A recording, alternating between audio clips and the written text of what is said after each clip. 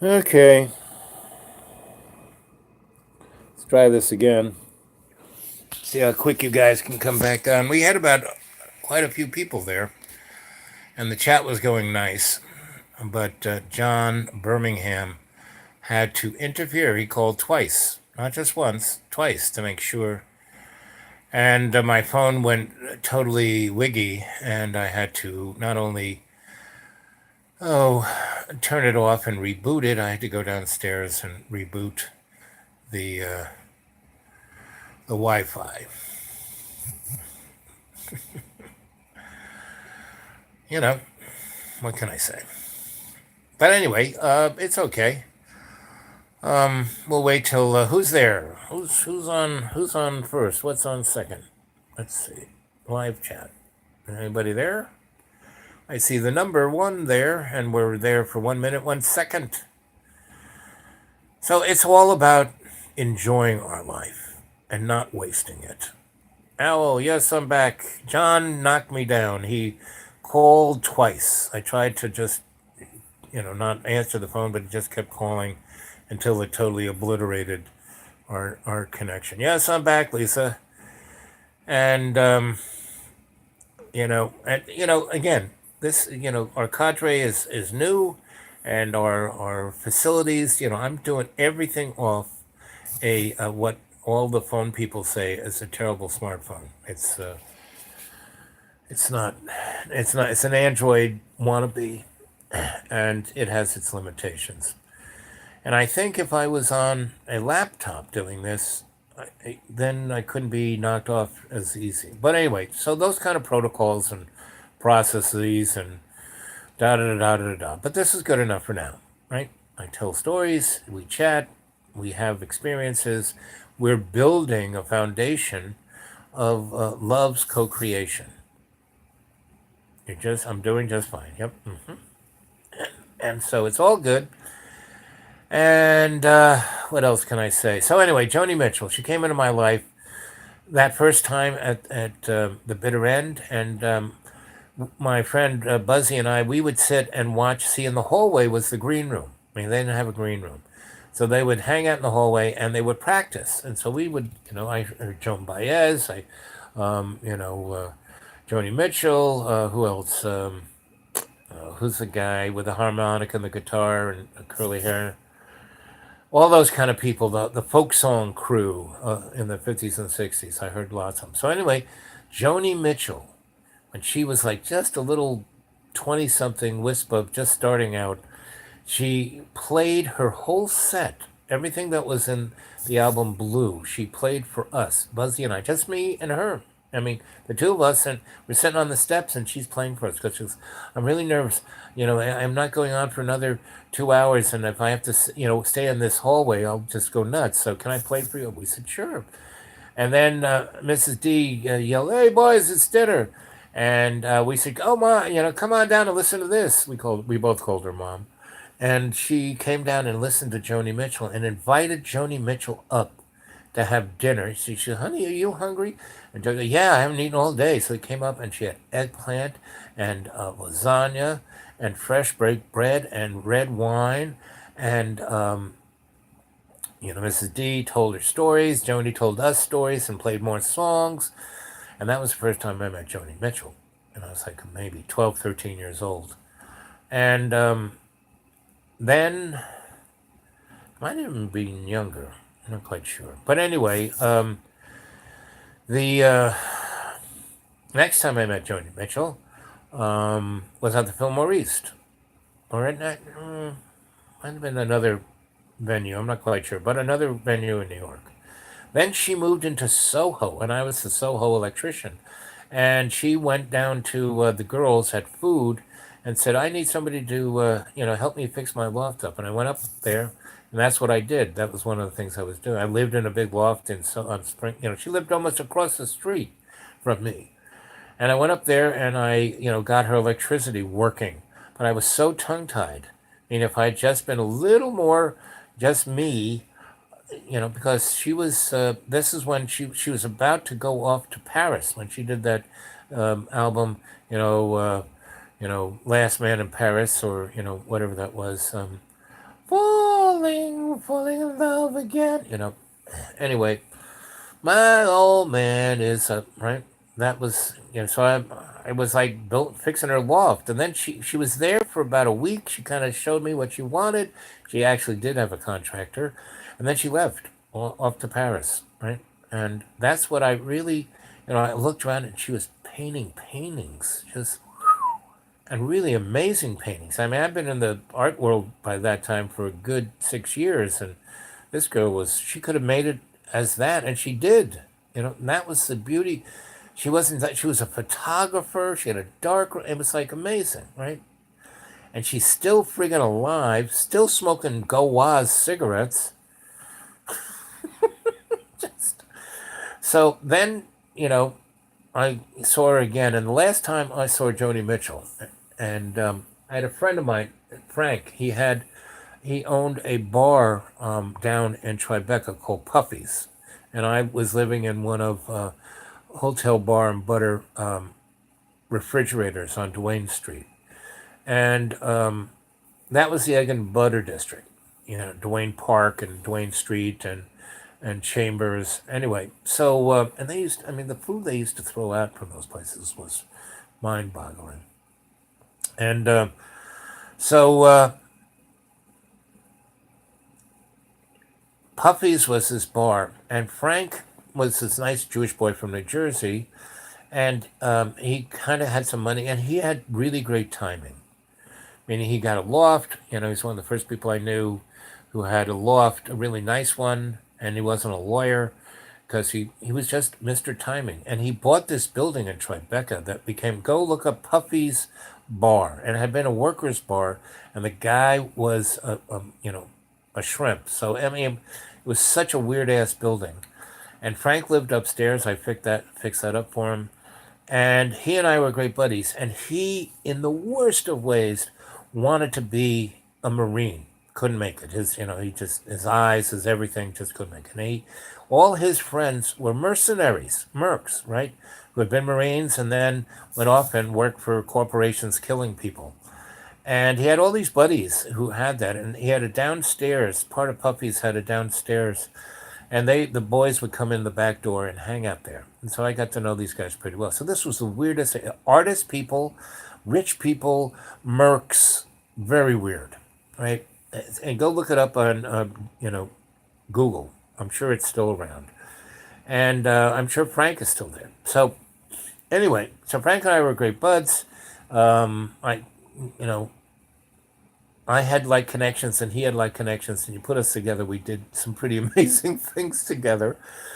Anyway, so he's got this bar, and so I would come in, and I'm not a drinker, and I would just kind of come in, and he would keep a bottle of patties under the bar. This is when it was still against the law to get, but he got it, and I would have a nice little shot glass of patties, and I would drink that. Everybody else would get were alcoholics. The artists were, sure.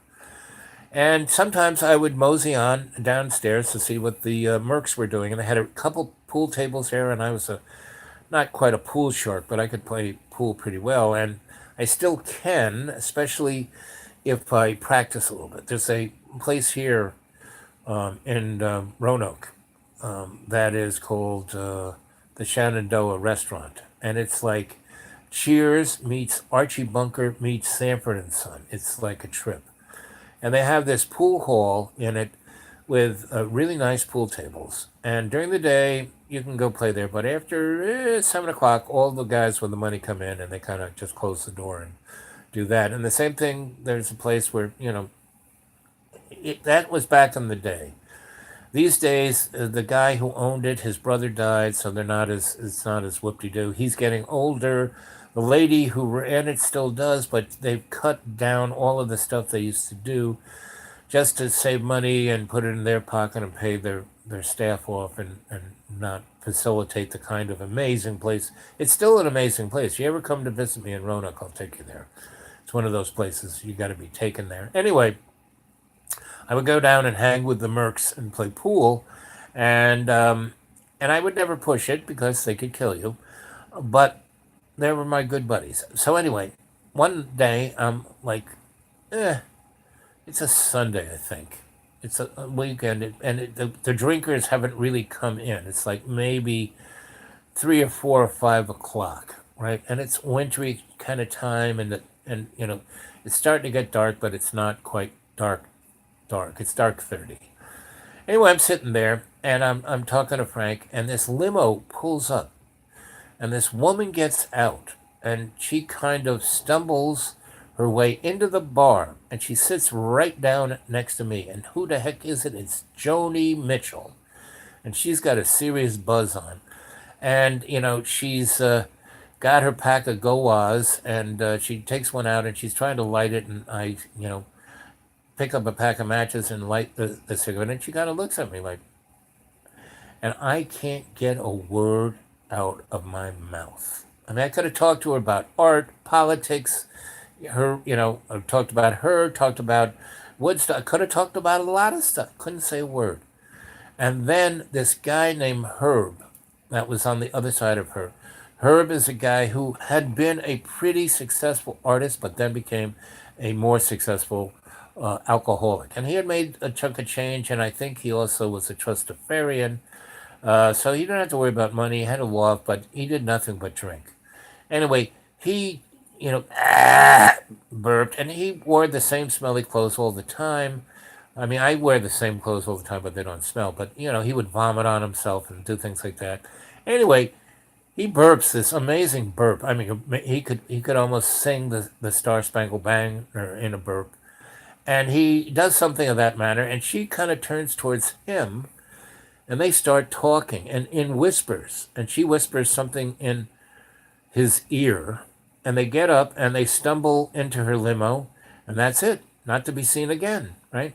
So, the weekend goes by, Monday goes by, no Herb, Tuesday goes by, no Herb, because he usually, Frank would open the door around 10 a.m. to start cleaning the place out and getting ready for lunch and then the rest of the evening. And Herb would get there at 10 and start drinking and roll out when the doors closed at 4 in the morning.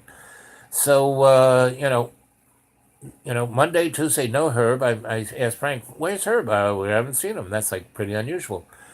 Anyway, Wednesday I show up and there's Herb. And he's wearing a nice outfit, but it's covered in vomit. And obviously, he has spent all this time with Joni Mitchell, at least as far as circumstance and evidence could take me. And so I go, Herb, what happened with Joni? Joni who? Joni Mitchell. Joni who? Joni Mitchell. The woman you went out of here on Saturday afternoon with. Who? What Saturday? Isn't it Saturday today? No, it's Wednesday. No, it's Saturday. And I go, look at the clothes you're wearing. He goes, yeah, how did I get these clothes on? And he blanked out the whole frigging Saturday to Wednesday being with Joni Mitchell. God knows what they did, but that was my last fling with almost being Joni Mitchell's boyfriend. And from that point on, I said to myself, I am never, I mean, I'd already, how old was I then, Frank? I must have been 20. I was living in Tribeca. I'd come back from New Mexico. It's probably 24 or 25. I wasn't 26. 26, I was living down on Pearl Street. So I had a lot of girlfriends. Not a lot, but I'd lost my shyness, but not with Joni Mitchell, man. So from that point on, I said, if I ever see Joni Mitchell again, man, I am just going to take her in my arms, if that's appropriate. And that was my theme of this evening, is that don't miss having a good time. If don't substitute being miserable for having, when you have the opportunity to have a good time, have a good time, be open, have your heart there, being nice to people is not like, oh, it's a terrible thing. I have to work so hard to be nice to people. What? I'm not making any money at this. No, that isn't the reason to be nice to people. When you're nice to people, they're nice to you. That's kind of how it works. It's part of human nature. Even if someone's a jerk, if you're nice to them, And that's what I would do in my you know being the Jedi, legal negotiator. First, I would push people past that breaking point, and then I would bring them back in unconditional love, and that would heal them. They've been a jerk for 50 years. Usually, a jerk for 50 years is going to take you 50 years, if not a couple other lives, to get it. But if you push them all the way back to that place that they started being a jerk and push it past that, and they kind of explode, their id explodes, and then you go and grab them and pull them out with complete, unadulterated, unconditional love and forgiveness, they're born again. And that's what I do with you every time I take you into state. But I do it a lot more gently. And I'm doing it, with the moron billionaires. I would only have, I never had more than a week to, work on these folks. You usually no more than 3 days, because it was at the end of, those lawyers would not use me unless they were totally freaking desperate, right? So the whole theme about tonight is our whole life is about unconditional love, right? Because we serve love's co-creation, and that's what art is. That's what dancing is. That's what having a good time. No matter how crummy you feel, you can have a good time. I'm in pain all the freaking time, and I can have a good time. Meaning, when I was, 2014, I guess it was, when I was in, Port St. Lucie living with the Rasta Boys, that's when I was my most, I was pretending I wasn't sick. That's like, I was ignoring, I wasn't losing weight. I wasn't doing all the things I could have been doing to keep me from dying a year later, you know. But I had to go through the whole thing. But I was living with these Rasta boys, and my legs, I had these metal things. I had a walker, and I was their manager. I mean, I would go to nightclubs and get them gigs because they were a really very good Rasta band. And I'd be they'd all be these 6'10" black guys from Africa and Jamaica and the West Indies, all with dreads like down to their butt, and I'd be me. And I was part of the crew. I was, they kept calling me, Grandpa Smurf. Big Daddy Smurf. That's what they call me. Look how blue he is, man. He's so blue. You know. And I got them to sing like Joni Mitchell songs. I got them to sing I got them to do cover songs in reggae. And if you go back, Ade, who is the leader of the gang, if you go back to somewhere in the beginning of me doing these things, I took it off because he used to do a blog, and he and I used to do a blog show every night at midnight, and we do it off his laptop. And he had his recording studio going through his laptop, and so we would go out there and he had a blog, and he had I don't know if it was YouTube around in 2014, I think it was. But anyway, if you thumb through the 200 something, I almost have 300 of these shows. I just keep knocking them out. Okay, where were we? Let's see. Giffen, the heroine, and me. My dad, the story. Let's see, what's that? Oh, you guys been chatting. Hooray, I guess I'm back. My dad was a drummer of CSN. Oh, really? Welcome back. Carter. The Big Sur concert. Yeah. It was badass. Yep.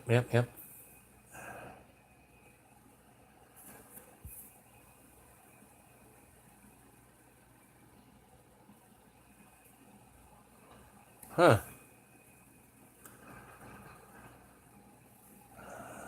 So Lisa, then you know the 411 on CNSY. Okay, I'll check that out. Like I said, if it wasn't for Joni Mitchell, those guys would never have made it. Yellow tie-dye, yep. Okay, I'm going to check that out. Lisa, could you do me a big favor and send me a link to my the dude awake 42 at Gmail? I I can barely type things out, and just having a link there really, really is a pleasure and a blessing. And all the links you guys have been sending me are great. They inspire me, they move me, they make me write.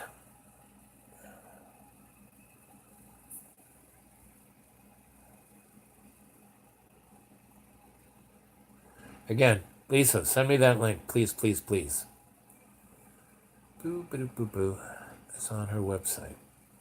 And if you could send me a link of her website, I would love that. Yeah. Yes, they liked to party. The 70s and 80s, 60s, 70s, and 80s were good partying times, but, yeah, yeah, heroin is a bad drug. I tried it once and I left it alone.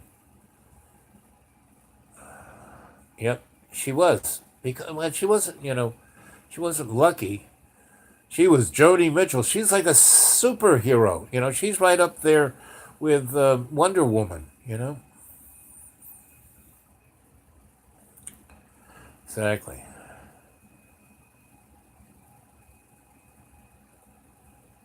Yep, exactly. Celebs are humans too. I mean, I've known a lot of them, and what usually is I am such a naive person. All of that kind of stuff just goes right over my head. I used to eat breakfast. I used to have breakfast at the same pharmacy.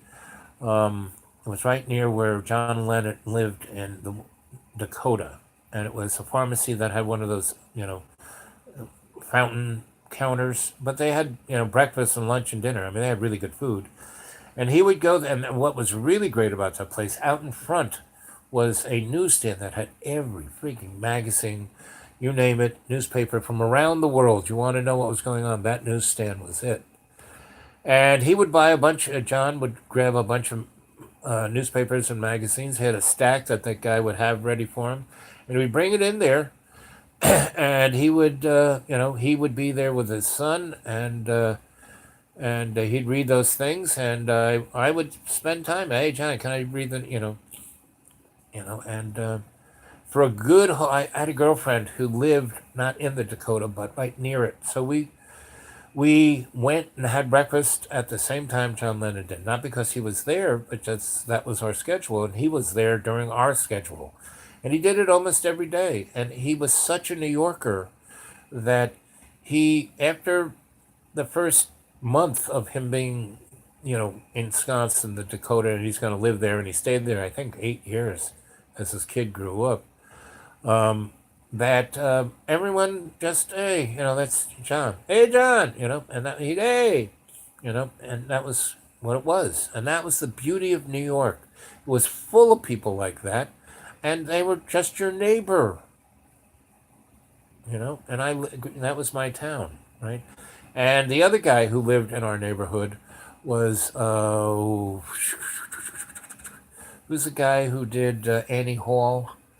The little nebbishy Jewish boy. Anyway, he was there, and he was so freaked out about being famous. He would run around in a, overcoat, you know. Ooh. Adopted, really? Holy moly. Lisa, where do you live? I'll come and visit you.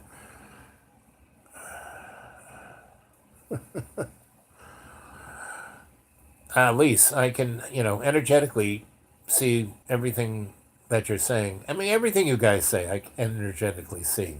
That you're right on. You're straight up. You're. And that's what the beauty of our chat is. It's a cadre, you know. It's the chorus we're singing here.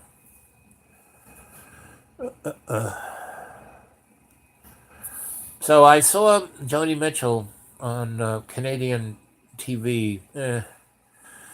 I guess she made the interview about a year ago, and I saw it maybe a couple months ago. And you know, like I said, she's a good, I don't know how many years, but at least 5 to 10 years older than me. You know, I was 13; she was probably 22. Hey, that's almost 10 years. You know, she's somewhere between 8 and 14 years older than me.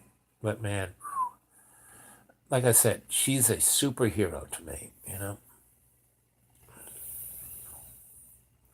you're in New York City, oh, New York, yeah, no, no, North Carolina. Where in North Carolina? Well, you know, maybe most most artists don't make money on it. Sold it all for drugs. Why do you think drugs were such a big thing in the music industry? So the music industry that was owned by Satan could just control it, you know? And that's why I keep going on about we're having to build a alternative aesthetic, right?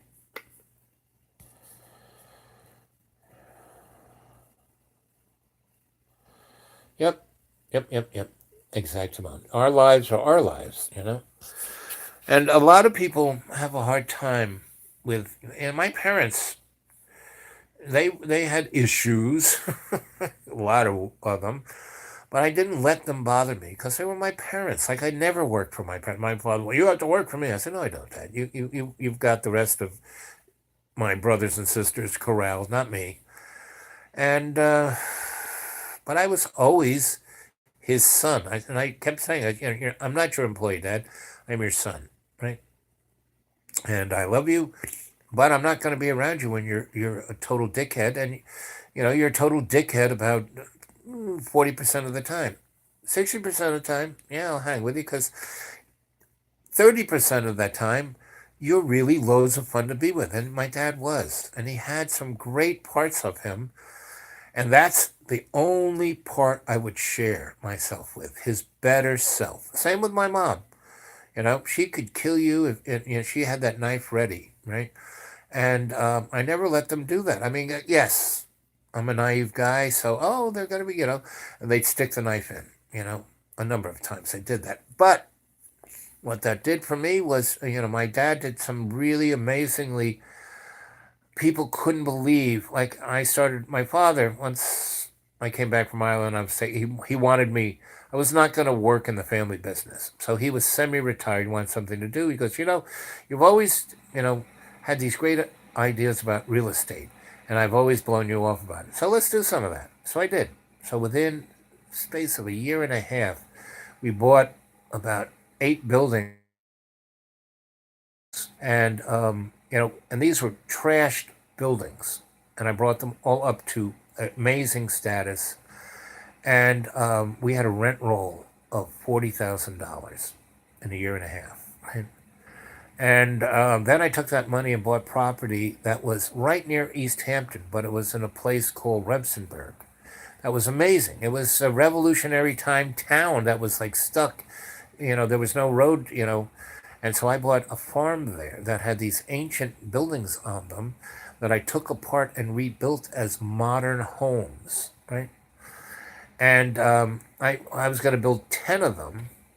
And then there was a 100 acres that I bought right on, right next to Southampton, right on the Great South Bay, in a place called East Mauritius, which was like a poor people neighborhood, but they all died of drug abuse. And I bought up this 100 acres with about 10 of these beautiful little houses on them, right on the water, right? And we were about to make millions. And then the crash of '86 happened, and my father freaked out. And I said, Dad, don't you, you know? So we'll just, you know, we're making 40 grand a month on rent, and no one is, you know, bailed from that. and we'll just take this a little slower. So I built one house for him on that Remsenburg property. And then one dad, my father said, "Oh, you have to come to our lawyers. I need you to sign some papers." So I went there, and what my father did was he closed our business. And we were 50-50 partners, but I only had 0% interest in the business. And I had about a $6 million worth of real estate potential. And my father wanted to bail, so he sold it to our lawyer.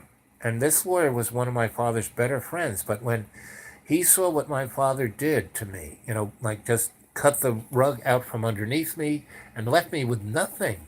Zip, zero, zilch. So you got paid, you got a salary, and he made, $1 million. And so about 4 years later, when the economy started to come back up in the 90s, this guy took, and he didn't even pay that. He paid my father chump change for all of that.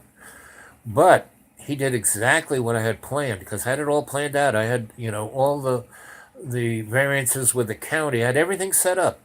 And he took it and he made about $20 million. And he called me up one day and he said, "Al, why don't we go? I'm going to be in the city. Why don't we go have lunch?" And I said, "Fine." So I went to lunch, and we had lunch at one of my favorite places.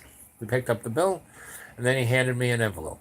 And the envelope had a check for $300,000. And he goes, "Your father should have given you something close to this. And that's why I don't like your father anymore." I said, "No, you were best friends. You guys shouldn't pull out on county." He says, "No, anybody who could do that to you." I said, "My father has issues." And he almost started to cry because, I would beat your father up right now, just, how I feel. And this is like 5 years later. And you can forgive him? And I said, "Man, I can, he's done way worse than that. And I can forgive him." Because by me forgiving my father being such a jerk, such a despicable human being, it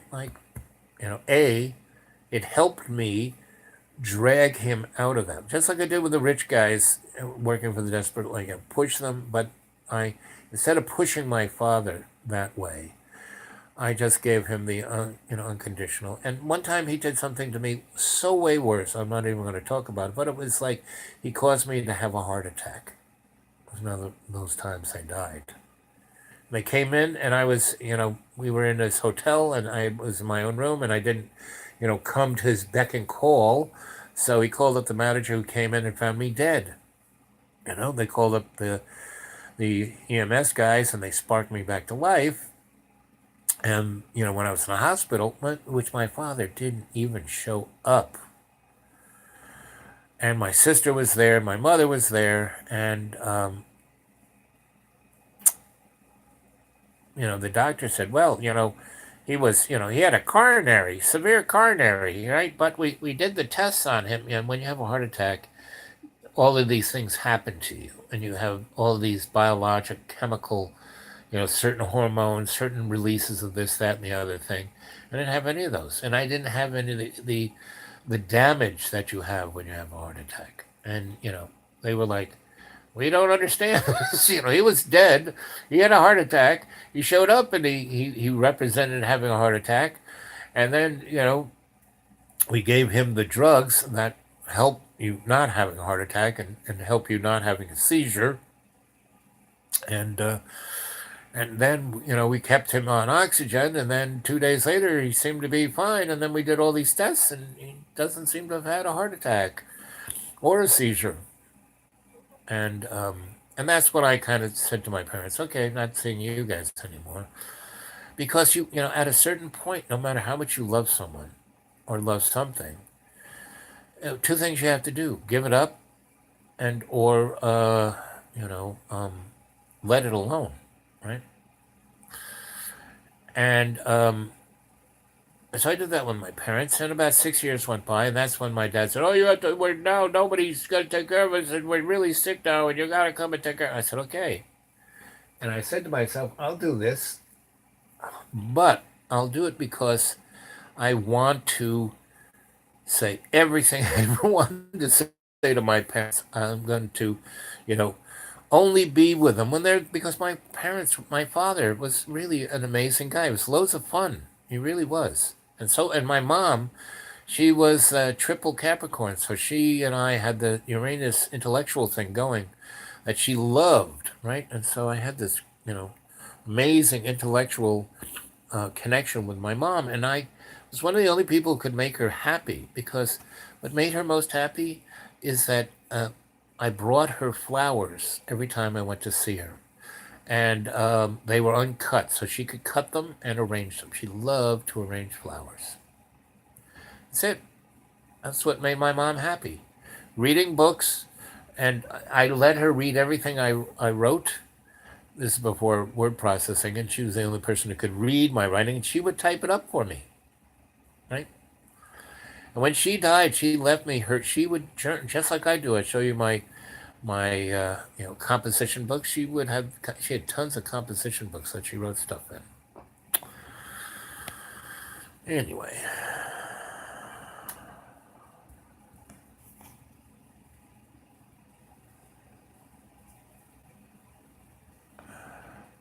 but Lisa, please send me all those links because it's part of my life, and I'd love to see them. Right? And Lisa, when we meet, it's not going to be about your dad. It's about you. I want to hear.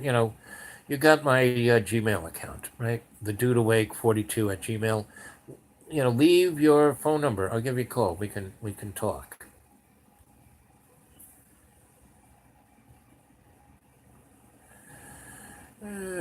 Ba-do-boo-boo. Yep, it's exactly. I made so the last so after and all of this and my brothers and sisters, my sisters don't even remember their life you know, until they were 18, 21. I mean, their trauma from my parents is so much that, and there are other chunks that, um, they just, when I talk about it, I can't remember that.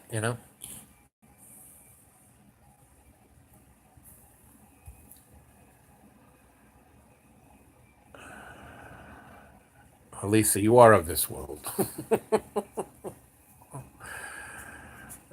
I can sense you are of this world.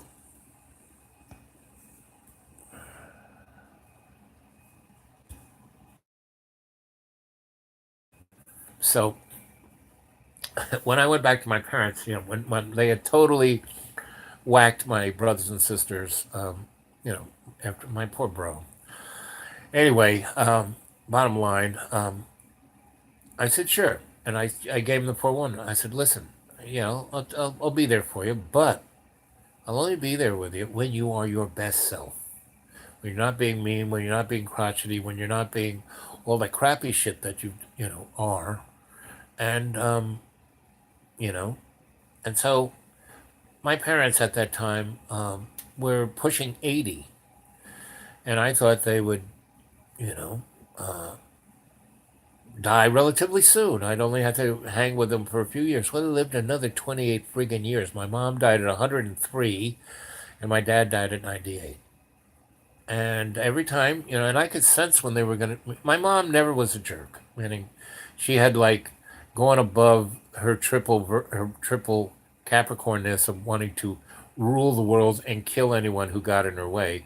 She was like just happy to cut flowers. She was just happy to write poetry in her little composition book. She was just happy to look out the window because the two houses they had were in very nice places and had really nice views. So she just did that.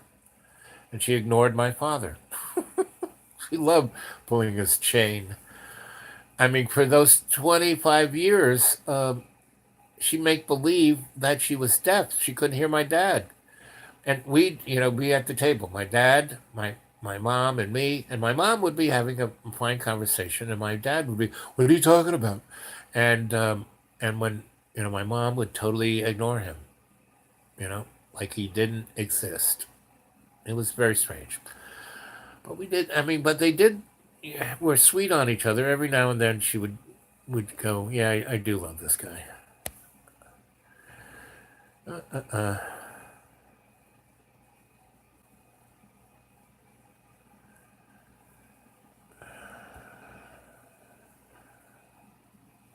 yeah, my younger sister tried to kill me because she was the princess, and then I was born, and I have two scars up here where she tried to poke my eyes out with a metal Easter bunny.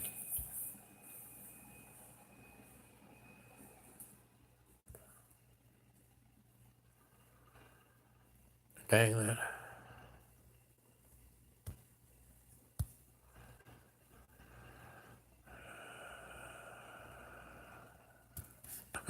Was that cute? I'm sure you're cute, Lisa. We're all cute in our own way, you know? And, the more you think you're cute, the more you think, look at me.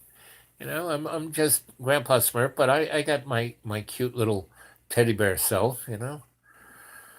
I got my owl thing going on. Yes. Well, my parents were children. They were, can't even say what they were. Uh, but such is life. So I was very blessed to be able to navigate around the really caustic parts of my parents. And the few times that I got zinged were good lessons, to learn how to be more aware, how to be more, just stay, how to bob and weave, how to bob and weave. So, what other fun stories of fun was I going to tell? I was going to tell you the story about Norma. So, Lisa, if you live in North Carolina, I used to live in High Point, North Carolina. I used to live in Durham. I used to go to Duke, and I used to hang in UNC at Chapel Hill. And I lived in Ashpit, North Carolina, for between 91 and 99. So I spent a good deal of time. And I also was up in Western, where Western North Carolina University is. I was working there. And I was also at the Cherokee, just above Waynesville.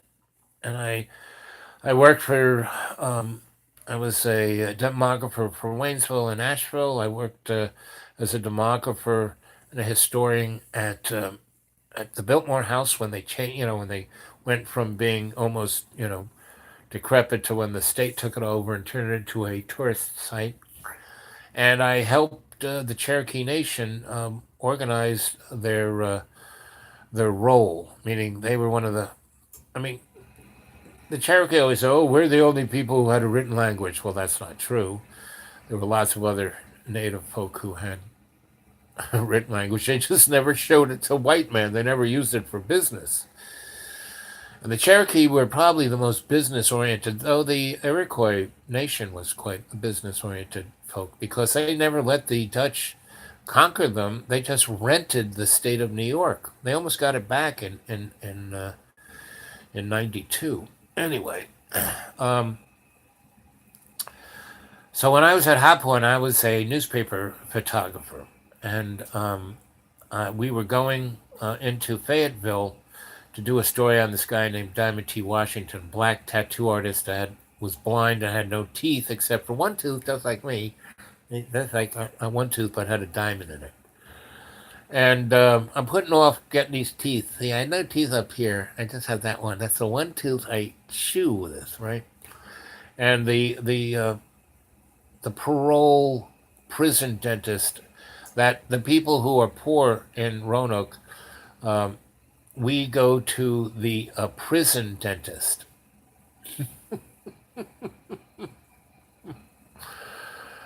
And they take, if you want, they'll take all your teeth out. It's $40 a visit, right? And they don't give you anything, but they don't do any dental work except pull your teeth out. And if you're under 30, they will clean your teeth and work on your gum disease. But other than that, no. But anyway, I was a newspaper photographer, and we're going to go do the story on this guy. And it was during the Vietnam War, and he had this kind of totally nuts nightclub, brothel, tattoo parlor. And so we were going to go there, and we got lost. The reporter guys, oh, I know a shortcut. And we were like out there in the middle of the tobacco fields trying to get from, and it really wasn't that friggin' that far, but he totally got us lost. And I made him, I kept saying, let's stop and ask. I know where I'm going. And of course, he was just getting worse and worse. So there was this place, out in the middle of nowhere, a bar, and there were no windows. Everything was painted black, and there were like 150 Harley Davidsons out in front. I said, let's stop here. Let's go. No, I'm not going in there. That's scary. I said, come on, get a pair of ovaries. And that's what I always told people. Not get a cojones. I said, get yourself some ovaries. Anyway, so, because women are so much braver than guys are. Anyway, so I walk in there and I got these blue eyes that are super, you know, affected by sunlight. So I go in there and I'm basically blind. As soon as I walk into this darkened, you know, bar with all these pool tables, that's kind of all I could see were the lights of the pool tables. And I bump into a guy and he scratches and he's about to kill me, right? He's about to jab the pool cue through my heart. And I see this blur fly by me and this crashing sound, and then this other blur of the guy flying through the air and smashing into a wall and going into a pile. And then I hear this kind of gravelly but somewhat interesting female voice say, "He's mine." And this woman comes over to me and takes me by the arm and walks me into her office. And she goes, "Boy, what are you doing here?" And my eyes come into, and there's this woman who looks the spitting image of the Wonder Woman who's in the movies today, that unbelievable, Mediterranean beauty goddess kind of look. And it was Norma. And she was the queen without a king of the bike of this was a Hell's Angels bike, and she was the single largest purveyor of THC, marijuana, methamphetamines, and heroin in that part of the East Coast. If they got the leadership of those guys together, she would be at the table with all the guys, right? And they'd all be scared of her, right? And she was wearing and the most provocative. She was wearing what Wonder Woman wore. I mean, a dress like that, right? It was unbelievable. And I was probably 19, and she was probably somewhere between 35 and 45. But she had muscles like Wonder. She was Wonder Woman, right? And anyway, she goes, "What are you doing here?" And I said, "I'm a newspaper photographer, and we're going to go down to Fayetteville and do a show, and we're lost. And how do we get to Fayetteville?" And she goes, "Fayetteville? Well, it's really easy. You go over to," she wrote it. She actually made a map for me, which is what I needed. I'm a map kind of guy. And she goes, "And this is how, if you were going to come from, High Point, this is how you come. I want you to come and visit me." And I said, "Really?" She goes, "If you don't come visit me, I'm going to come visit you. And I know how to get to High Point, right? And I will find out who," and, she goes, "What's your name?" I give her mine. So I will find out everything about you. I want to see you again. And I'm going, sounds good to me. Because I didn't have a girlfriend at the time. Anyway, long story short, Norma becomes, I actually, no, put it the other way around. I become Norma's bitch on the back of her bike, and she leads 150, you know, thundering, talk about rolling thunder. These guys were ready to kill anybody for Norma, right? And when she said, and the next time I was with her and the boys, they all were like, "Yes, sir," right? And so Norma and I have and Norma is brilliant. She doesn't. She doesn't control her business through fear. She controls her business through her mind, through her intellect, through her power of persuasion and free will. And every policeman is like serving Norma. Everyone in authority, every judge, all the judges and the sheriff I knew. I mean, soon as one day, a couple days after I get back from this little shoot with Diamond T, which is a whole nother story because I got a tattoo out of that one. Um, the I'm sitting at the pink teacup where I lived and ate, and so did everybody else. And the sheriff kind of saunters up next to me, and goes, "I got a question for you." I said, "Yes." And she goes, "Do you know a woman named Norma?" I said, "Yeah, I just met her. Yeah." And she goes, "Well, she seems to like you an awful lot." And I said, "Do you know her?" Well, she goes, "Everyone in the police, in this whole state, in this whole part of the United States, knows Norma. And we all owe her favors." And so he goes, "You better know what you're doing." I said, "What do you mean?" She goes, "It's, this." He couldn't even explain. He goes, you know, "Al, I really like you, and but this girl will eat you alive if you do. She will kill you. Like, I'm not kidding around. She will kill you if you displease her. So if you get involved," and he goes, "It's already too late. You already are." I said, "What do you mean? I just met her once." And he goes, "She likes you.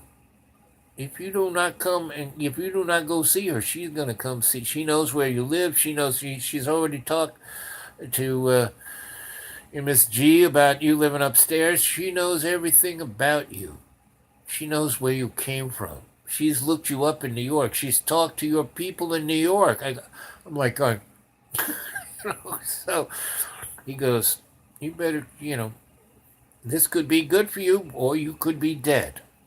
And so that's kind of how it went. So I basically opened my heart to Norma, and was just me, right?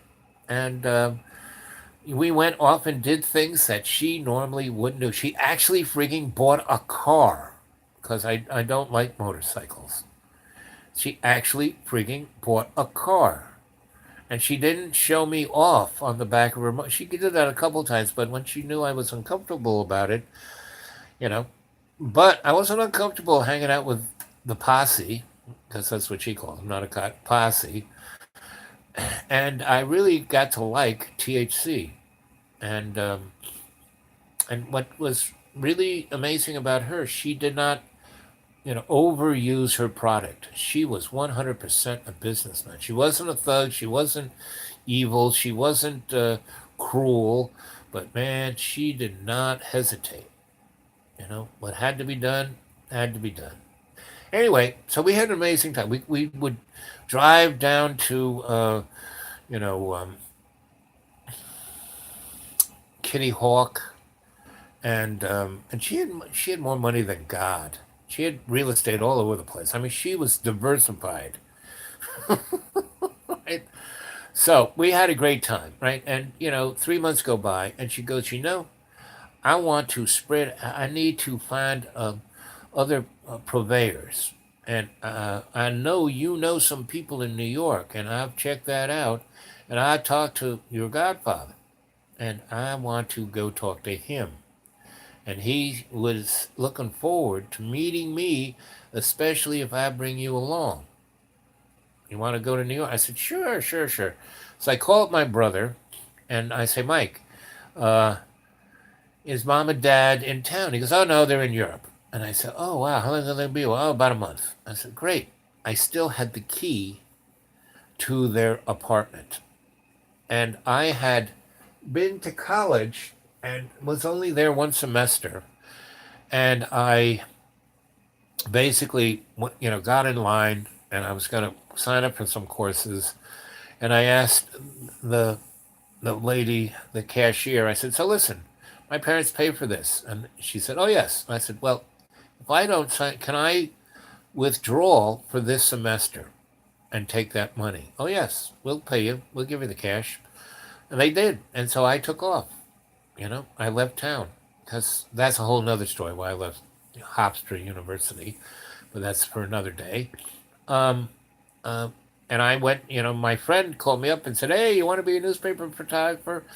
And I was hanging out at Duke, right? And that's where I got involved in paranormal psychology, and I got involved with DARPA, and I got involved with studying all the things that the Nazis did to people's minds, because that's what you've heard of SEALs, right? They came from a corporation that Lockheed owned called the SEAL Corporation.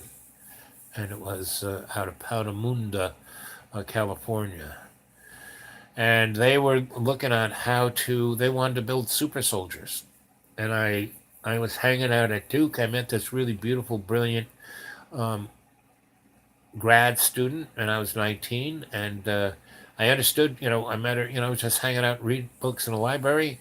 And we were sitting at the same kind of big table, and she had all these books spread all over the place, and I had books spread all over the place. And I started looking at her books and saying, "Oh, well, we started talking about neurobiology. We started talking about, Joseph Campbell, and we started talking about the myth of metaphor." And she goes, "Wow, are you a grad student? Do you teach here?" Because I was wearing a herringbone. I said, come on, I'm about 2 years younger than you are." No.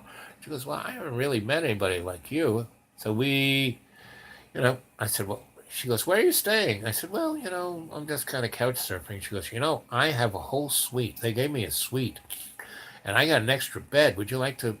I would like some company like you." I said, "Sure." No problem.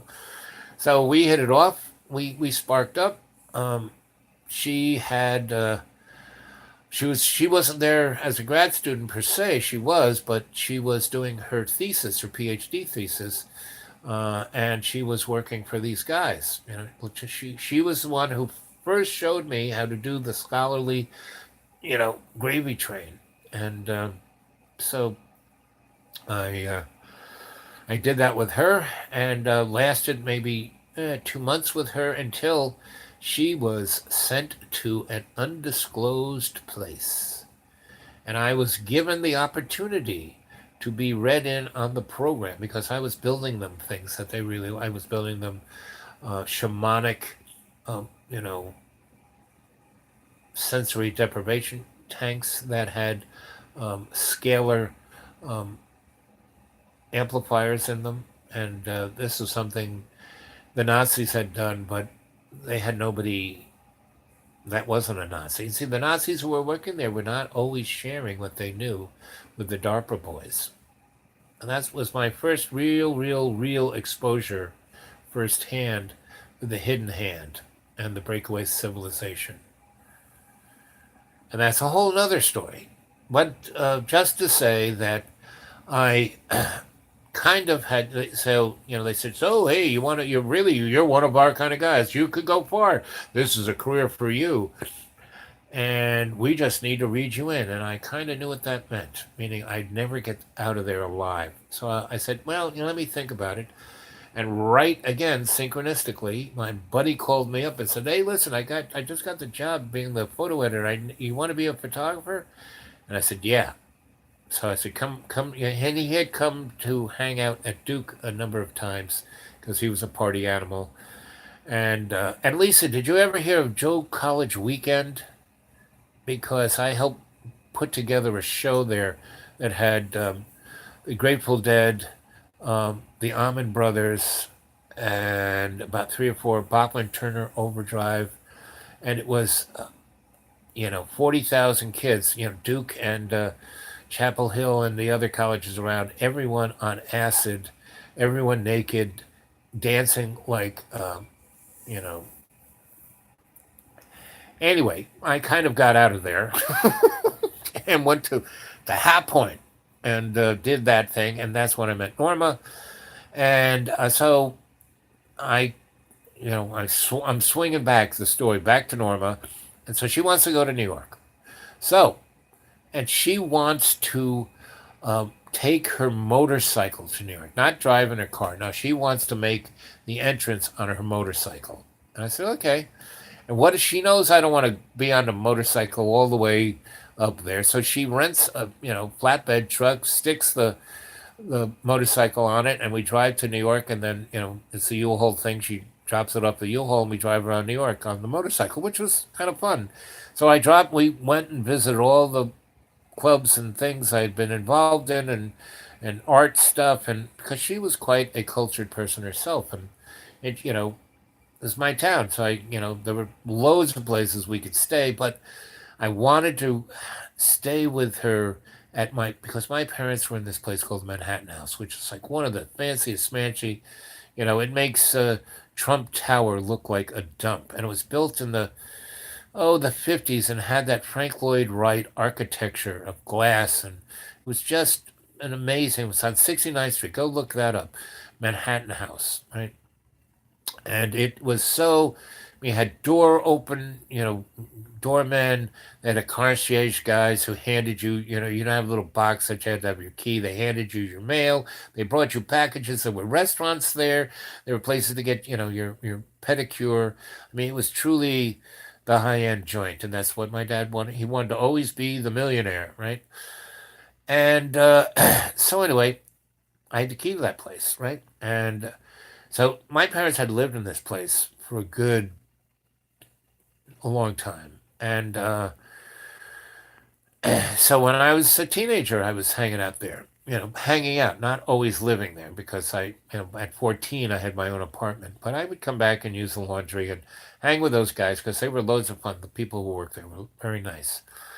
And there was a place on top that had a garden and a pool and like a nightclub, and all the old fuddy-duddies never went up there. And I used to bring all of my friends from the Lower East, all the artists, everybody, and we would just go straight up there and have wild, crazy orgy parties in this rich people, and then the people never come up there. And the elevator guy never, oh no, they you can't go up on that floor. They're working on something.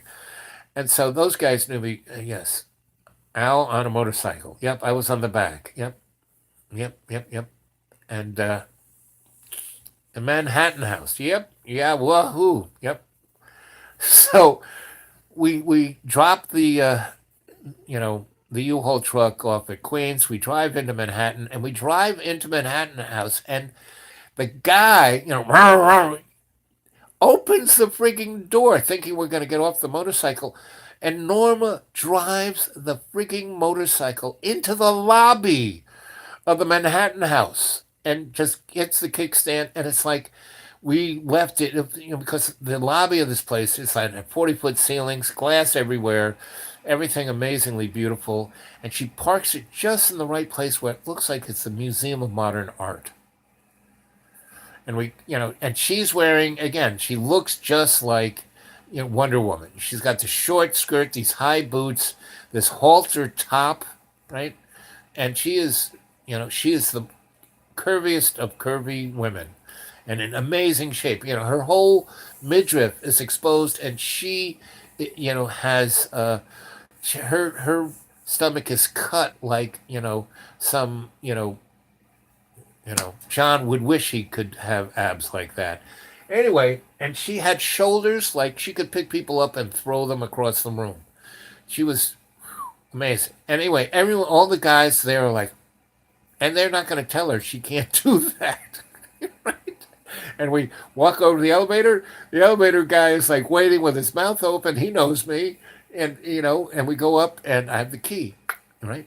So we're in there, and she loves this place. I mean, it's really a fancy, smanchy place, and it's got this, you know, balcony that overlooks um, Lexington Avenue, and we're on the 21st floor, and it overlooks um, everything. You can see the park. There's 3 blocks between us and the park, but you can see the park. You can see the Museum of Modern Art. You can see. I mean, it's really an amazing apartment. And you can see up north, right? So anyway, so she's loving this, and I'm cooking her dinners, and I'm taking her out to really great restaurants. I take her to Luna's, and the grandma who runs Luna's is like, she loves me. And Luna's is this Italian restaurant on Mott that is like still the most popular. It's like amazing food, and it's got a very. It's not a gigantic place.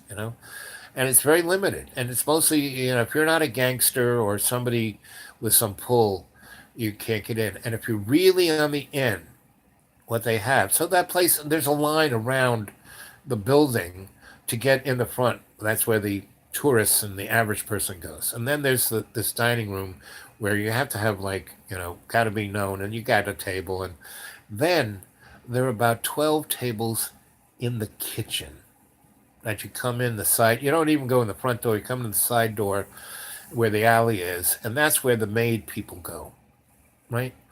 Now that lady, I've fixed everything in that place 100 times for them, and Mike Finelli is the godfather of that whole neck of the woods, Little Italy on both sides, Spring Street and the east side near Chinatown. And he was Mike Finelli. My godfather was like the diplomat of the gangster families, right? He had muscle, but he never had to flex it. And so, and there's again, Google. I'm sure Finelli's bar is still, because that even he's gone, but that place I bet you is still there. It's on Spring Street.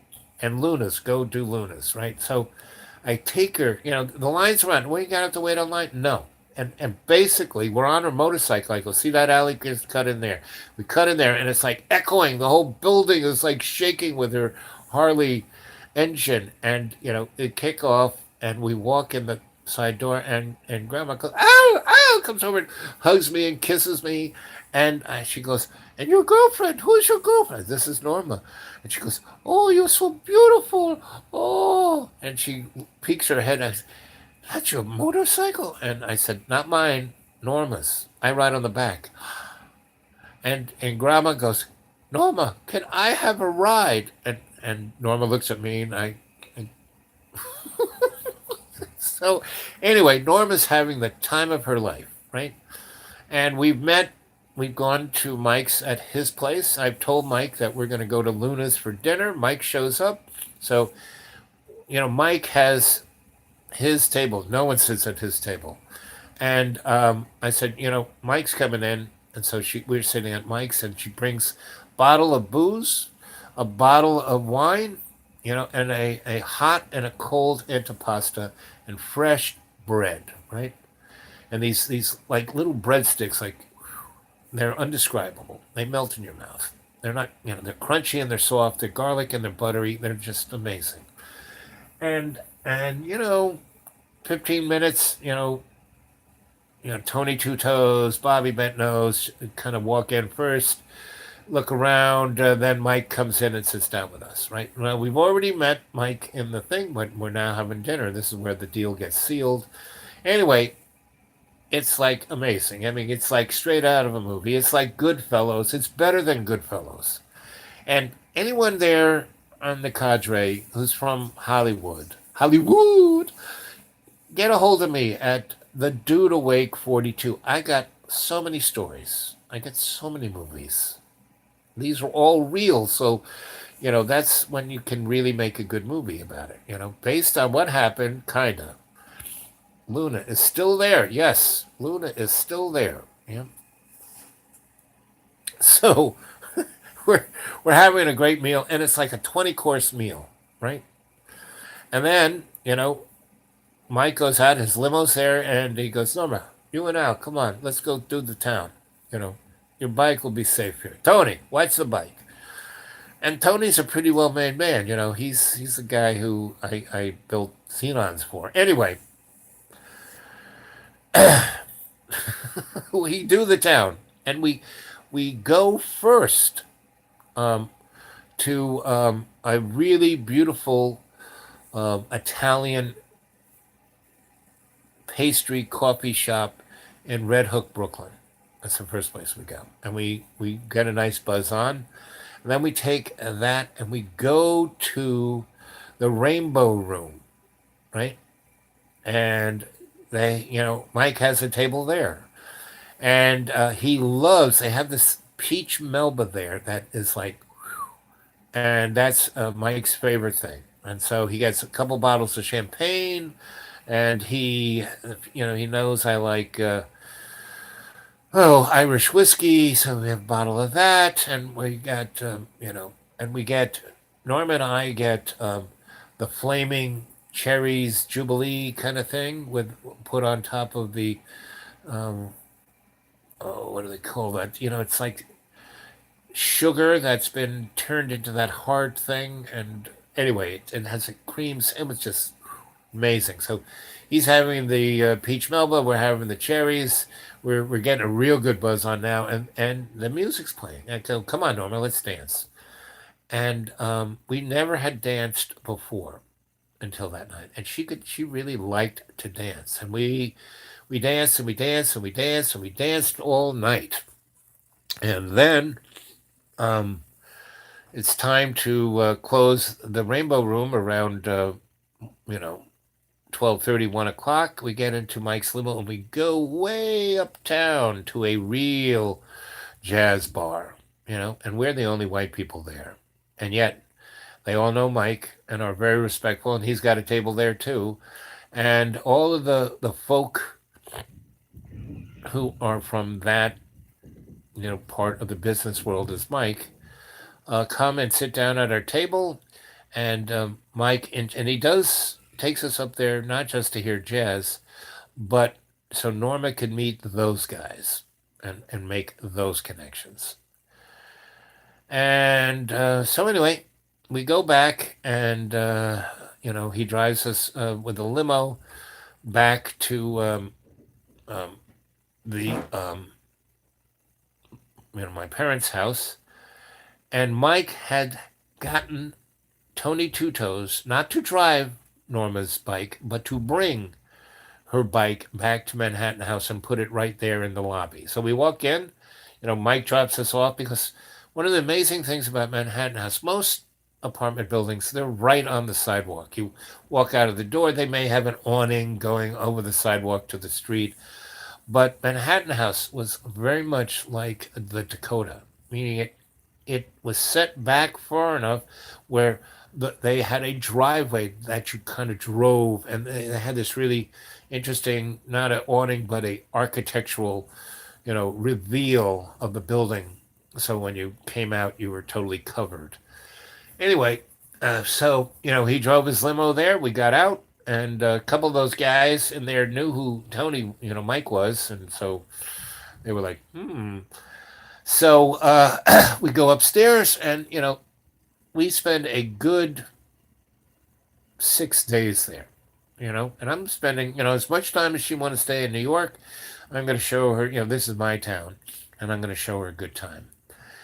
Anyway, so it's Sunday, and I was her boy toy, her pool boy, her you name it, and she had all the right chemicals to fortify me, and so it's I don't know. I think it was Sunday. It was a weekend. It wasn't a weekday, a work day, and I'm there having good old time. Norma's riding me like a cowgirl, and she's wearing her boots and nothing else, and she's on top of me, and I hear the front door open. Now, the only people who would come, other than my parents, I'm the only one who has a key to this place. None of my brothers and sisters have this, not even my bro. And I do. Anyway, so I haven't seen my parents in 2.5 years. And the last thing that I had to do with my parents was I took the $2,500 that they had left with the bursar, right?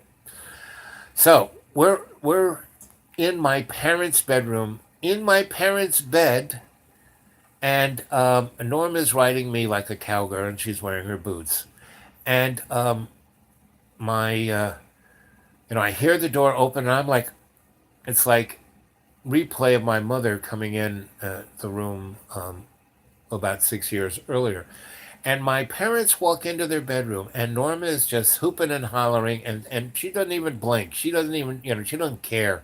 She's going to get hers before she stops. And she's like, I'm like this, and she's just wee whoa, and my parents are in shock, right? My father, who is a total, what is it when you are totally embarrassed about sex? What is that called? That's my dad. Where my mom, she's seen it all. No, nothing, you know, bothers her, right? She went through the 20s as a beyond amazing kind of woman. Anyway, so I mean, my mom was Norma, just 25 years older than Norma, or 20 years older, 15, whatever. But because my parents were probably in their 50s then, right? Norma's maybe 35 to 45. So, anyway. And so my mom is just, somewhat not amused, but not pissed off, just kind of observing this. And my father hides his eyes, right? And what does he do? He goes and he gets, Norma has a big pile of THC on one of the bedside tables that she's constantly, that was, she didn't do anything except she liked that stuff.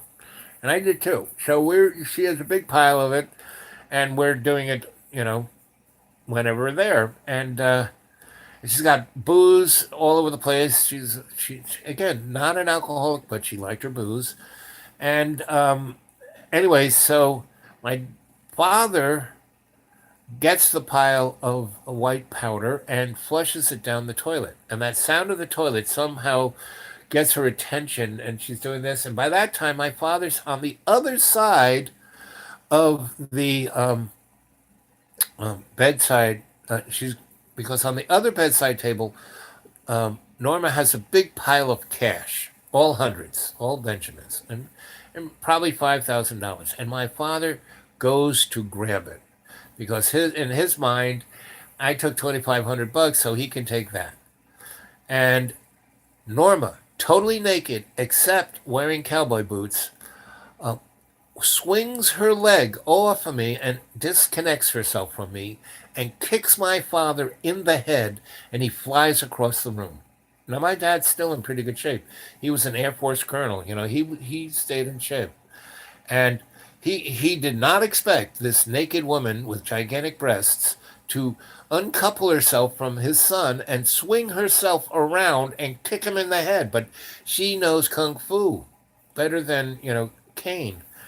And my father gets up and goes into his stupidness and goes after Norma. He's no longer like hiding his eyes. This woman just kicked him in the head. He's gonna show her. She beats him senseless. I mean, and slowly, not like boom, boom, boom, boom, boom, and he's unconscious, but he comes at her, wango! His head goes, everything's in slow motion. And I'm like naked, kind of lying there watching this. My mother's in the doorway. She's not doing anything. She's just watching this naked woman in cowboy boots beat the ever living shit out of my father, her husband. And she's like, not even phased, somewhat amused, right? And like thinking back of all those times that my father, did things that pissed her off and she couldn't really do anything about it. And she's kind of, it's Freudenscheide, And my father, he still just keeps coming back for about 10 times. And Norma's very good because she's whacking him senseless, but not leaving a mark, right? Kicking him in the stomach, kicking him in the balls, you know, um, you know, doing things to his calf, to his hip. She only kicked him once in the head. She could have kicked him in the head all day long. She had punched him once in the face when, and like I said, it was straight out of a movie. It was like slow motion. Anyway, so my father, kind of goes to this point of, okay, what am I going to do now? So he looks over and he grabs our clothes and opens up. And this building didn't have air conditioning, so the windows actually opened up the windows and threw our clothes out the window, right? A stupid move, because he then goes, get out of here. Now we're both totally naked. So we're going to have to leave his apartment, and neither of us give a fuck about being naked, right? Definitely Norma couldn't give, two flicks. And my mother, kind of, as we're walking, past her, and she kind of walks in front of us, goes to my sisters and pulls out two sheets and throws them over us and ties us so we looking like we are wearing togas. And we go out, go to the end of the hallway, and all this, muscle.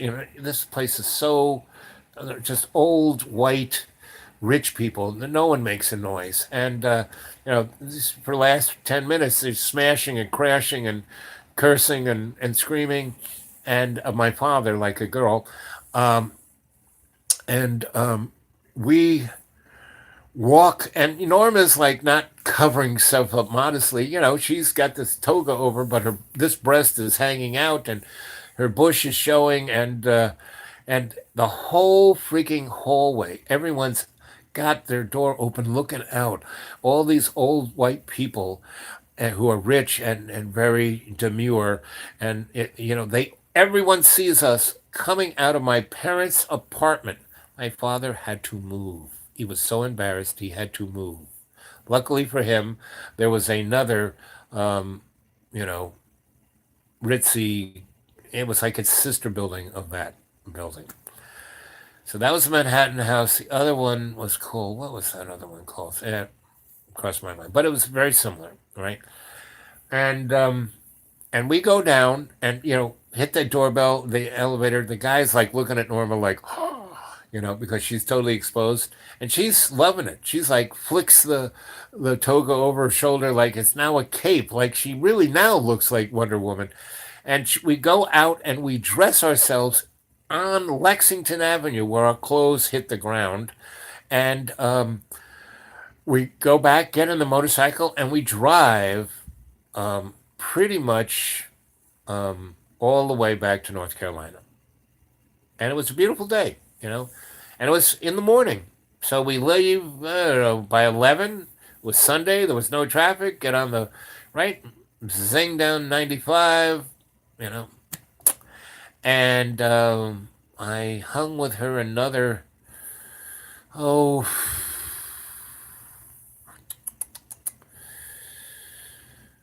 how long did I? Oh, another month at least. And we had a great time, but it was just getting a tad too weird. And her business had increased by a faction of 20 by her new partners up in New York, right? And that's when I knew that it was time for me to go because things were her, when it was just her and it was low volume and it was just the boys on the bike, but now there was a whole enterprise there.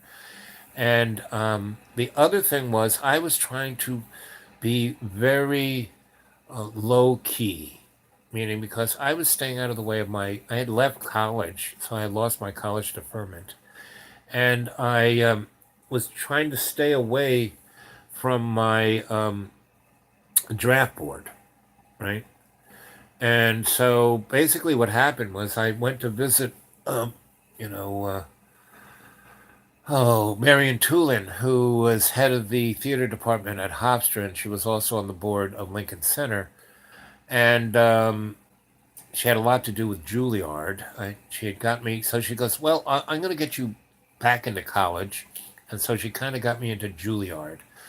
And again, I was there, and part of the problem with being in a theater department, especially Juilliard, everybody who was any, you know,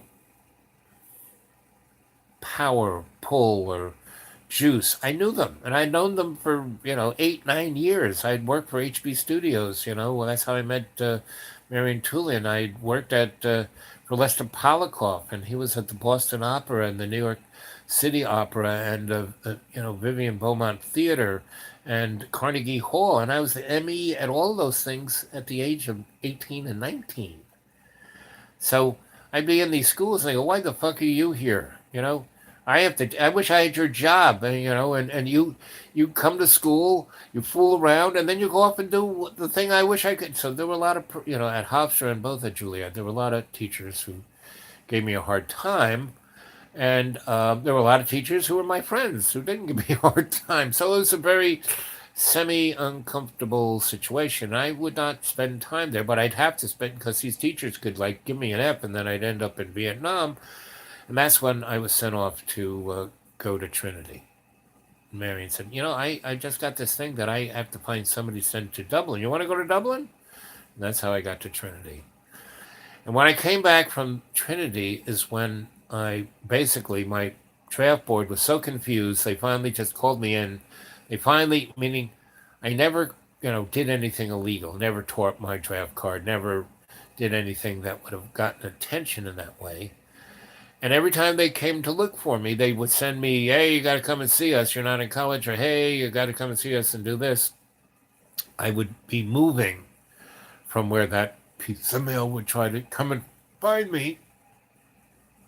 And when they would send somebody to send me like a more, thing, you better show up or we're going to come and get you. They would come to try and serve it to me, and I wouldn't be there. Where is this guy? Where'd he go? Oh, he was just here. I have no idea where he went. So that's why those 2.5, 3 years I kind of was all over the place down in North Carolina, traveling here, traveling there, and having a great old time. I wasn't worrying about anything. I had my little spidey sense to say, well, okay, it's time to go. And that's what happened with Norma. I said, Norma, the folks are going to come looking for me, and I don't want them to mix metaphors with you. I don't want you to get in trouble. And that's how I left it. I'm doing this because I love you, and we'll stay friends. And we did, because, until the day Mike died, he was my godfather. And she was pretty well, not entrenched, but connected to, part business associates. And I just wanted to be on the low key of all of that, you know? And she was really, really, really, really appreciative of my connecting her to all of these people. Had nothing to do with her business, but new people, right? And showed her a great time. And she really, really loved kicking the shit out of my father. And that's one thing my dad, when every time he was a jerk, I said, I remember when some 45-year-old lady beat the crap out of you. He never liked me reminding him about that. So, I mean, that's the kind of relationship I had with my parents. Nothing like the rest of my siblings, because I didn't work for them. I had my own life. And when my dad died, you know, he got the military send off, right? And I, when I was a kid, I loved the Air Force. I loved that technology. And whenever even when you retire, you're still in. It's like being read in. And so he still had his friends, and we would go visit them, and I would go play in the airplanes. And so when he died, there were a number of those guys there, but nobody wanted to sit with them. I sat with them. And it was, my parents died in '08 and '09, so it was way after 9/11. And what was quite interesting, my parents could never, my mom would say that she loved me, but not in so many words, just in, a sweet little kiss. My father could not show those emotions. He never said it. I said it to him all, I love you, Dad. I tuck him into bed. I love it. Kiss him on the cheek. I love you, Dad. And so when we put him in the ground, and he, I can be, I have a spot there too. There's a special kind of rich people slash military special folk place. And my parents, our family site is between Colby of the CIA and Ronald Reagan's CIA guy, General, the atom bomb guy, and a few other really top edge, spy guys and NSA guys. So that's my burial site around those guys. And so anyway, when we put him in the ground, we went and had lunch, and I sat down with those guys, and they said, Al, we've seen you since you were a little boy, and we've always loved you, and you've always amazed us because you always say things that no one else would say, right? And I remember one time you were with your father, and there were all these like important people who were read in, and you just went down the line saying, so what are you guys doing? Where's the flying saucers? Where the Nazis? Where's the... and you just sensed it. You were an epithet, and and there were a lot of times where you could have been a lab rat, but your father and other people kept that away from you, and you've been a protect. You're just a lucky bastard. And then this one guy said, your father had a hard time with his emotions. He had seen and done so many things that kind of hollowed himself, and that's why he was the way he was. He was a great guy, but this job and what happened did him in, and he could never tell anybody about it. Not you were the only person who knew anything about that. He never told your mother or anybody else, and people just thought he had chemical problems, and that was his cover. But he had severe PTSD. He had it, up the kazoo, and he goes, you know. And what you did for your parents is pretty amazing after all the shit they did to you. Because they know the stories of me going to seminary and almost, being murdered there and all the other things that had gone down and what my father had done, blah, blah, blah, blah, blah. And they said, that's pretty amazing that you can, be there for your father all these years and your parents, and you took care of them, and how you took care of them. And because they, they would come visit us in Florida or North Carolina. And they were always kind of around when they were in they were his good buddy, right? So anyway, he said, when we would get together and talk about our families and things that other than the Air Force and other than the other things we talked about, the only time he ever talked about the family was you and all of the things you did and how, you just weren't, you were your own man and you did all the things you did. And it embarrassed him and made him proud at the same time. And he loved you. He loved you more than anything, right? And when, again, it's a thing that makes me choke up because I started to cry when they told me this, right?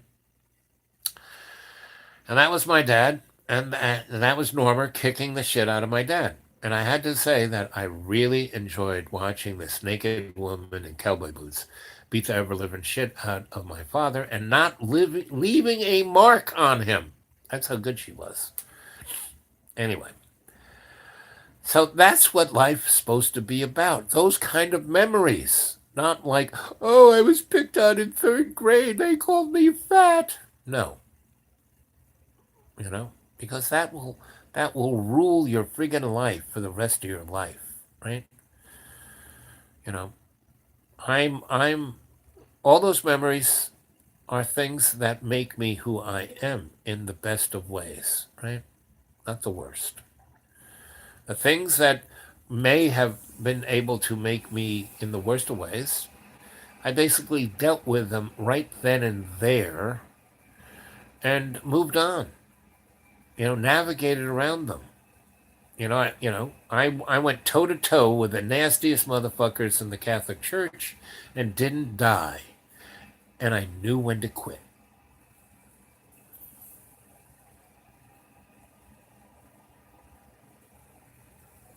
I just did that drive.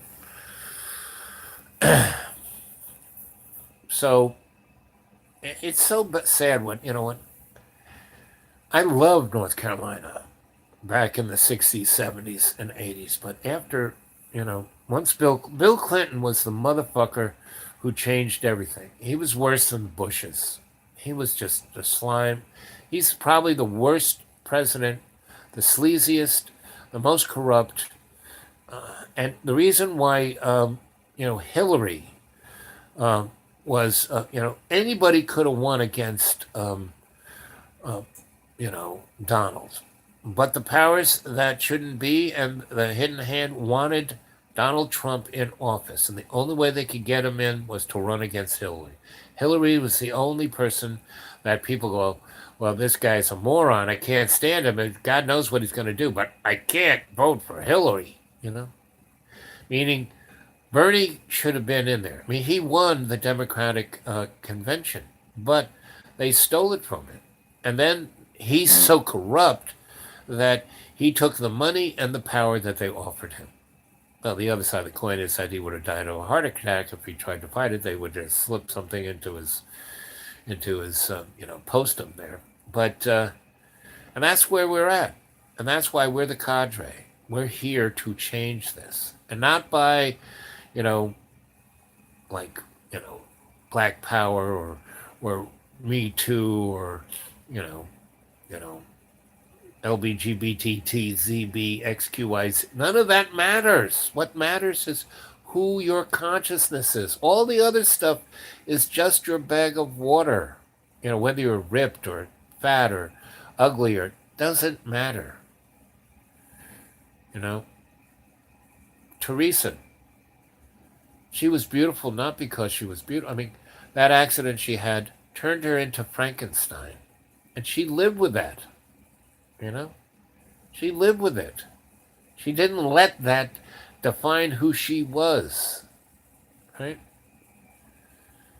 You know, I had another girlfriend. I don't know if you heard the story of my girlfriend in Tortola named Scar. I'll tell that one tomorrow because we're getting close to me fading quick. And I'll just tell you what, she was a really beautiful woman. She came from a very rich family, and she had anger issues because of what she had gone through. She let her negative experiences rule her life, right? And so she ended up in the British West Indies, and she was a basic frigging pirate, right? And contraband and all the rest. And she was a badass bitch. She too bad she wasn't as professionally badass as Norma was. She was just a badass angry person. Norma wasn't an angry person. She did not get physical with anger behind her. No, she every blow she ever laid on someone, she did it like a surgeon.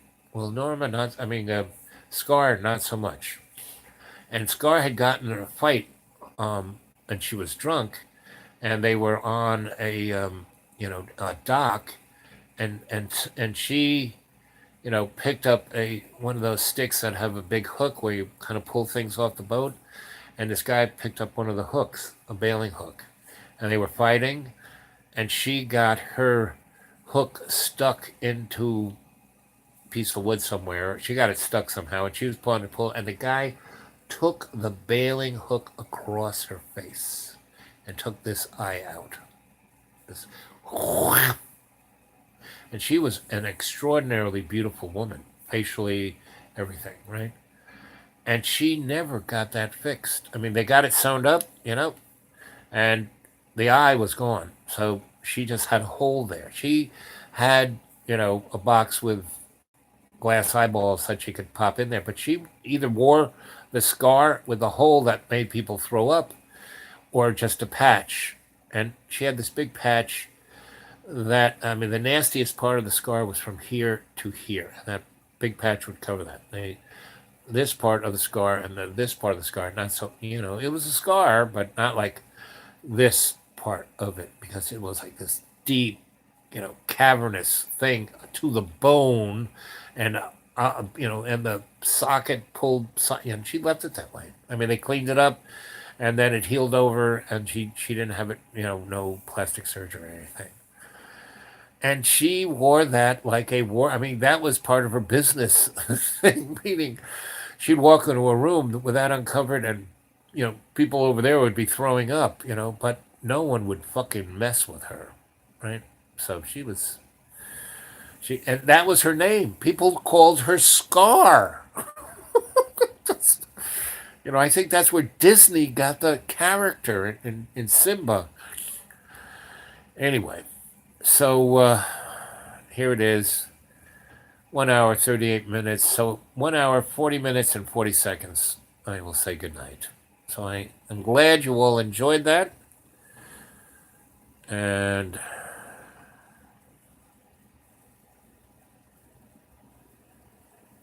yes, I want you to share stories. Yes. I'll come on your live stream. How do I do that? Call telephone number.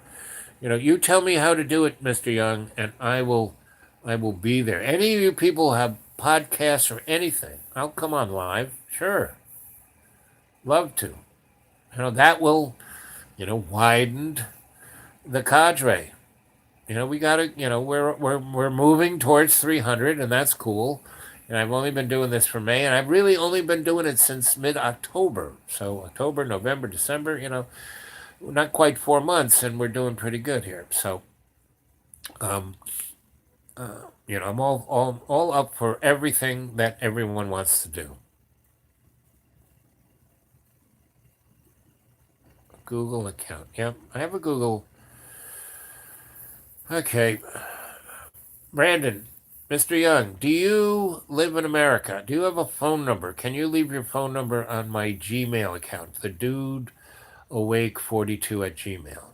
Or you want to communicate me on this? I mean, help me, please. I need to really set some stuff up. And I do have a an ancient laptop, but all my writing is on that, right? And I have never mixed metaphors. I've never put that It has Wi-Fi. I could go on Wi-Fi, but I've never used that laptop on the internet because I didn't want it to be defiled or infected or.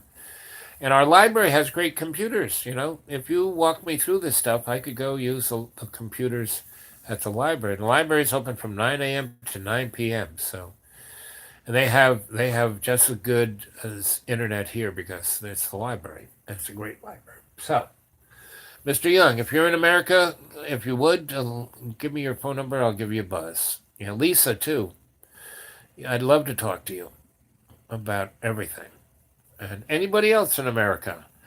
And I used to have a WhatsApp thing, and it disappeared. I mean, that's the thing. I don't. I try to put on an app or two, and then my RAM goes dead, and my memory goes flutzer, and then I have to empty everything out. So, yes, we're just starting here. I need a help. I'm up for it. Boy, this kind of looks, I like the way I look. It's kind of something Bruegel-esque.